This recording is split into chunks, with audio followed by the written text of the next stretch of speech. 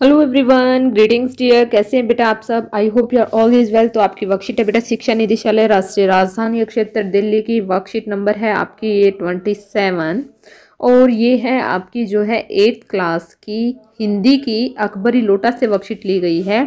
दिनांक है हमारी जो है 29 दिसंबर 2020 की आपकी वर्कशीट है।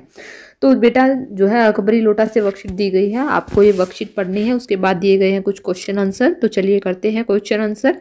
सबसे पहला प्रश्न है हमारा कि बिलवासी जी ने अंग्रेज के सामने लाला झाऊ लालू को पहचानने से इनकार क्यों कर दिया? अनुमान लगाकर लिखिए। तो क्यों कर दिया बेटा? जब आप वर्कशीट को पढ़ेंगे तो इसमें बहुत अच्छे से लिखा हुआ है। तो चलिए करते हैं इसका आंसर।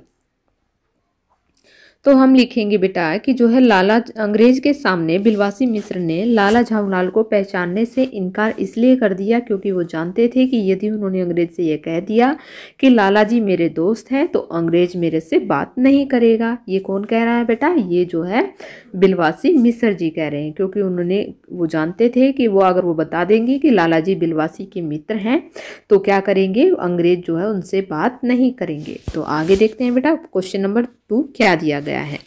प्रश्न नंबर 2 है बेटा हमारा कि जो है बिलवासी जी क्या वास्तव में वह लोटा खरीदना चाह रहे थे? अपने उत्तर के पक्ष में कारण भी लिखिए। तो क्या वो लोटा खरीदना चाह रहे थे बिलवासी जी? तो चलिए लिखते हैं इसका आंसर बेटा।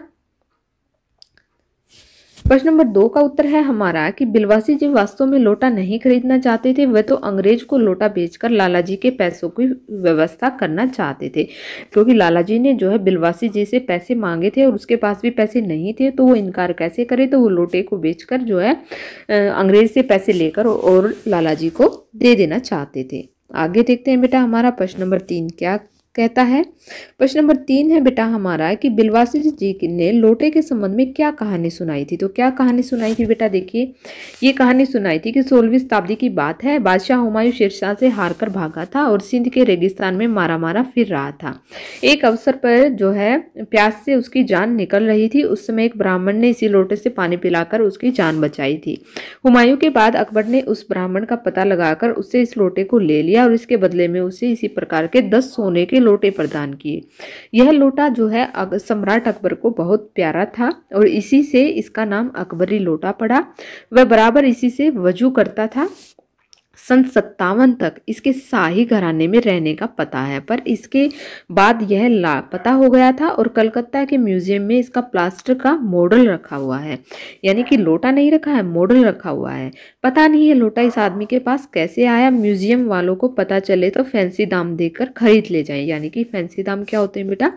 कि जिस दाम का पता ही ना हो, इतने दाम। तो चलिए बेटा करते हैं इसका आंसर।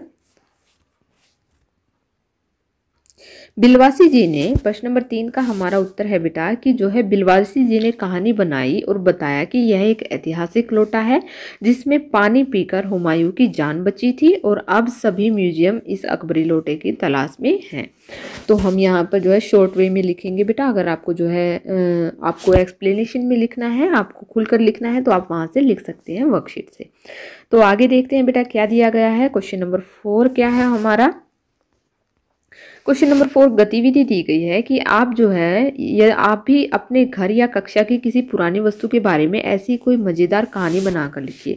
तो ये गतिविधि तो बेटा आपको खुद लिखनी है। आपको कोई भी चीज़ है बेटा, कोई भी आपके घर में पुरानी चीज़ है आपने देखी है, तो आप उसके बारे में कोई भी मज़ेदार कहानी बनाकर कि ऐसे ऐसे ये चीज़ थी और मैंने सोचा कि ये चीज़ जो है इतनी महत्वपूर्ण है, लेकिन फिर मेरे घर वालों ने बताया कि नहीं ये ऐसे नहीं है।